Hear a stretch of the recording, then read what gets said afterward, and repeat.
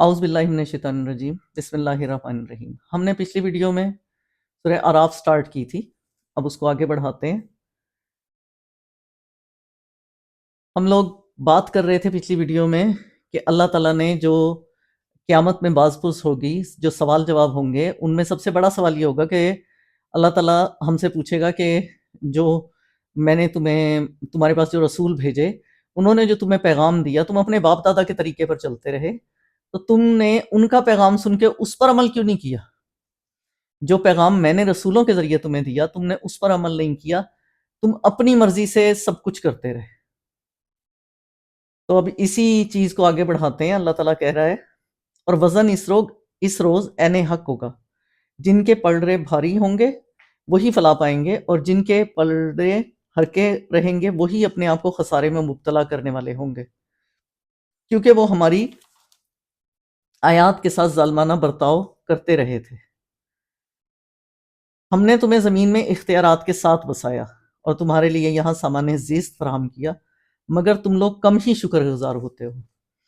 اب یہ پچھلی والی جو آیت ہے، تو اس میں تو یہی ہے کہ آپ کی موازنہ کیا جائے گا کہ یعنی کہ اعمال کا، جن کے نیکیوں کا وزن زیادہ ہوگا، اللہ تعالیٰ ان کو جنت دے گا۔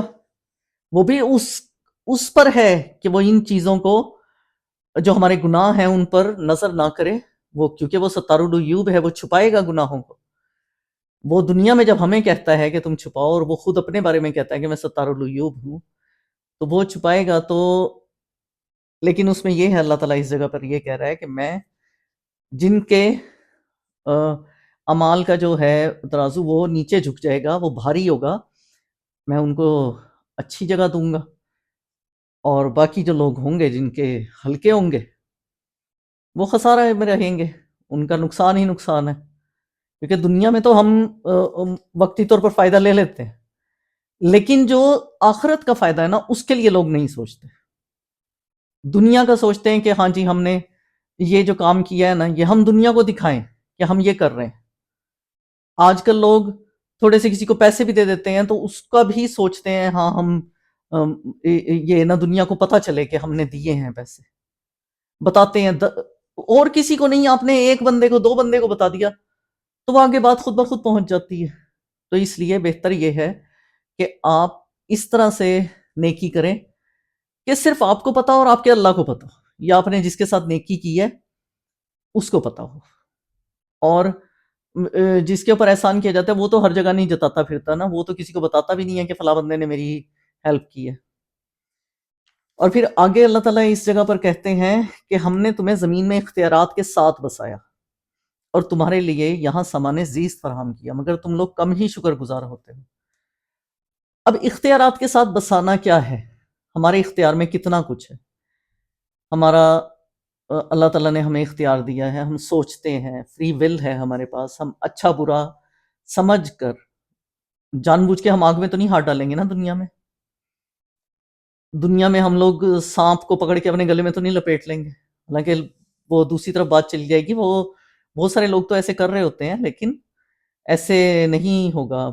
تو اللہ تعالیٰ نے تو ہمیں سارے اختیارات دیے کہ تمہارے لیے یہ سواریاں ہیں، بتا دیا اچھا برا کہ تم نے جو حلال چیزیں ہیں وہ کھانی ہیں، حرام چیزوں سے پرہیز کرنا ہے۔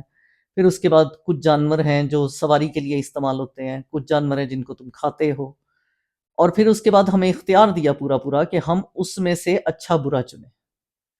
ہمارا اپنا اختیار ہے کہ ہم لوگ کیا کرتے ہیں، کیا نہیں، اچھے راستے پر جاتے ہیں، برے راستے پر۔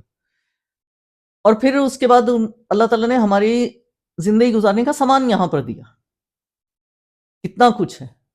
ہمارے اپنے جسم کو دیکھیں، کتنا کچھ ہے۔ ہم ہر چیز کو اپنے ہی اندر دیکھ لیں کہ کیا کچھ ہے ہمارے پاس۔ ہم لوگ سب سے بڑی بات کہ عقل رکھتے ہیں، پھر اس کے بعد جو جسمانی اعضاء ہیں اس کا ہم لوگ کیسے استعمال کرتے ہیں۔ یہ شکر کرنے کا اللہ تعالیٰ نے طریقہ بتایا ہوا ہے کہ ہم اپنے جسم کو، اپنی عقل کو، اپنے مال کو، اپنی اولاد کو ہم لوگ کس طرح شکر کے طریقے سے استعمال کر سکتے ہیں۔ یہاں پر یہ اللہ تعالیٰ کہہ رہا ہے کہ تم لوگ تو شکر گزار ہوتے ہی نہیں ہو۔ بہت کم لوگ ایسے ہیں جو شکر گزار ہوتے ہیں، ورنہ زیادہ تر میں نے دیا تو سب کو ہے نا۔ اب سورج یہ تو نہیں ہے کہ بھئی ہاں جی سورج، چاند، ستارے، ہوا، پانی وہ کچھ لوگوں کے لیے بند ہو گیا ہے اور باقی سب کے لیے چل رہا ہے. اللہ تعالیٰ نے تو نہیں کیا نا یہ. اللہ تعالیٰ تو سب کو دے رہا ہے سامان زیست، اللہ تعالیٰ نے سب کو دیا زندگی گزارنے کا سامان. ہم نے تمہاری تخلیق کی ابتدا کی، پھر تمہاری صورت بنائی، پھر فرشتوں سے کہا آدم کو سجدہ کرو. اب یہاں یہ تخلیق کی ابتدا کی پھر تمہاری صورت بنائی، ادھر اللہ تعالیٰ یہ کہہ رہا ہے کہ میں نے جب انسان کو بنایا تو اس کو ابتدا کی تو فرشتوں سے کہا کہ آدم کو سجدہ کرو. اب اس میں مختلف علماء کی مختلف رائے ہیں کہ کچھ لوگ کہتے ہیں کہ صرف پہلے آدم کو بنایا، اور کچھ لوگ تفسیر کرتے ہیں کہ کچھ لوگ بنائے، یعنی کہ کچھ انسان بنائے اور ان میں سے حضرت آدم کو چنا اپنے پیغمبر کے طور پہ، نبی کے طور پر.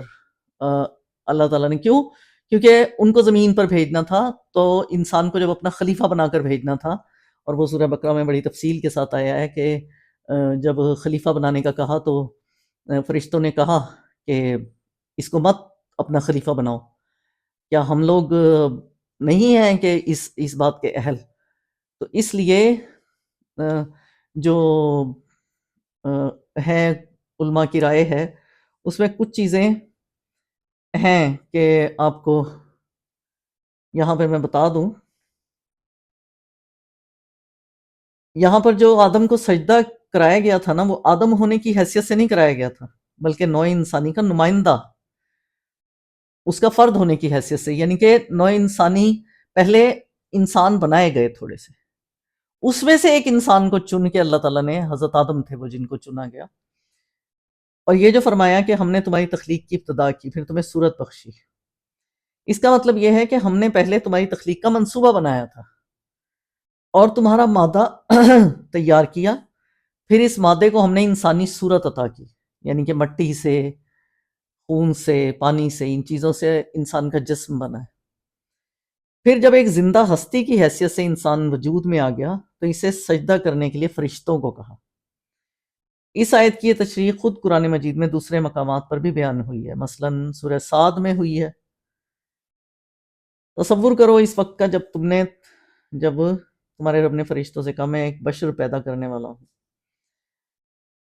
اب یہ چیز سورہ ہجر میں بھی آئی ہے، سورہ ہجر میں آئی ہے. تو اسی طرح تخلیق انسانی کے اس آغاز کو، اس کی تفصیلی کیفیت کو سمجھنا ہمارے لیے بہت مشکل ہے. ہم اس حقیقت کا پوری طرح سے پتہ نہیں کر سکتے کہ جو مواد تھا وہ انسان کو بنانے کا، مواد ارضی یعنی کہ زمین کا جو مواد تھا جو اکٹھا کر کے انسان کو بنایا گیا، تو بشر کو اس سے کس طرح بنایا اللہ تعالیٰ نے. کیونکہ دیکھیں نا ہمارے اندر جو وینز ہیں، ہمارا جو دماغ ہے، ہماری ہر چیز، اب اس آنکھ پہ جس سے ہم لوگ دیکھ پاتے ہیں اسی کا اتنا بڑا نظام ہے. تو اب تک یہ ہم لوگ سوچ بھی نہیں سکتے کہ بھئی ہم اس حقیقت کو پوری طرح آج تک نہیں سمجھ پائے. ہاں سائنس بہت ترقی کر گئی ہے، بہت ساری چیزوں کا پتہ چل گیا ہے، لیکن ابھی بھی جو قرآن پاک میں جو چیزیں موجود ہیں ان میں بہت ساری چیزوں کا ہم لوگوں کو نہیں پتہ. پھر اس کی جو صورت بنائی گئی وہ کیسے بنی، اور اس کے اندر روح پھونکنے کی نوعیت کیا تھی یہ نہیں پتہ چلا. لیکن قرآن مجید انسانیت کے آغاز کی کیفیت ان کے خلاف بیان کرتا ہے جو آج کل کے سائنس، جو لوگ ہیں سائنسدان ہیں، وہ ان کے بالکل ان کے نظریات کے خلاف. انسانیت کے جو آغاز کی کیفیت ہے اس کو جو سائنس بتاتی ہے نا کہ یہاں سے انسان کا آغاز ہوا، اس کے بالکل برعکس قرآن پاک میں یہ چیزیں ہیں. تو اور پھر وہ انسان جو ہے ان کی نظریات کے روح سے جو سائنسدان ہیں وہ لوگ یہ کہتے ہیں کہ انسان پہلے غیر انسانی اور نیم انسانی شکل میں تھا. یعنی کہ کچھ لوگ کہتے ہیں یہ بندر تھا، کچھ لوگ کچھ کہتے ہیں، کچھ لوگ کچھ کہتے ہیں. تو اس طرح وہ آہستہ آہستہ آہستہ آہستہ انسان بنا، جبکہ قرآن پاک تو کہہ رہا ہے کہ میں نے تو سیدھا انسان بنایا. تو اس فارمولے کو تو یہیں سے وہ قرآن پاک بالکل ریجیکٹ کر رہا ہے. تو اور پھر اس میں قرآن پاک ہمیں یہ بتاتا ہے کہ انسانیت کا آغاز خالص انسان ہی بنا تھا. اور پھر انسانیت کی تاریخ کے متعلق دو مختلف نقطۂ نظر ہیں. تو ایک تو یہ ہے کہ انسان اصل میں حیوان ہے. اس کی زندگی میں جتنے بھی قانون ہیں، حتیٰ کہ جو اخلاقی قانون ہیں، ان میں آپ بنیادی اصول وہ حیوانی زندگی کے ہی ہیں. یعنی کہ کھانا پینا، بچے پیدا کرنا، اپنی معاش کے لیے نکلنا، کمانا، کھانا پینا، بچے پیدا کرنا، اپنی نسل کو آگے بڑھانا اور مر جانا. یہ تو جانور بھی کرتے ہیں، یہ تو حیوان بھی کرتے ہیں نا. انسان اور یہاں پہ انسان حیوانی اس میں آ جاتا ہے. اور پھر دوسرا جو ہے، زیادہ سے زیادہ جو فرق انسانی طرز عمل میں ہے وہ بس اتنا ہی ہے کہ حیوانات جو کچھ آلات اور جو آرائشی چیزیں ہوتی ہیں، تہذیبی چیزیں ہوتی ہیں، جیسے جانور پرندے اپنا گھونسلہ وغیرہ بناتے ہیں، لیکن جو دوسرے جانور ہوتے ہیں وہ اپنا گھر نہیں بناتے. وہ لوگ غاروں میں یا پھر کسی جگہ پہ چھپ کے اس طرح وہ لوگ اپنی زندگی گزارتے ہیں. لیکن انسان آہستہ آہستہ ترقی کرتے کرتے اس نے غاروں سے نکل کے اور پھر پہلے قبیلے بنے، سب کچھ، یعنی کہ وہ ایک تہذیب کے ساتھ رہنا شروع ہوا. تو اس لیے یہ فرق ہے. تو زمین پر اللہ تعالیٰ نے اس کو خلیفہ اسی لیے بنایا اور یہی کہا کہ بھئی ہاں جی میں اپنا خلیفہ بنا کر بھیج رہا ہوں. اور پھر اللہ نے جب یہ کہا فرشتوں کو کہ آدم کو سجدہ کرو، تو اس حکم پر سب نے سجدہ کیا مگر ابلیس سجدہ کرنے والوں میں شامل نہ ہوا.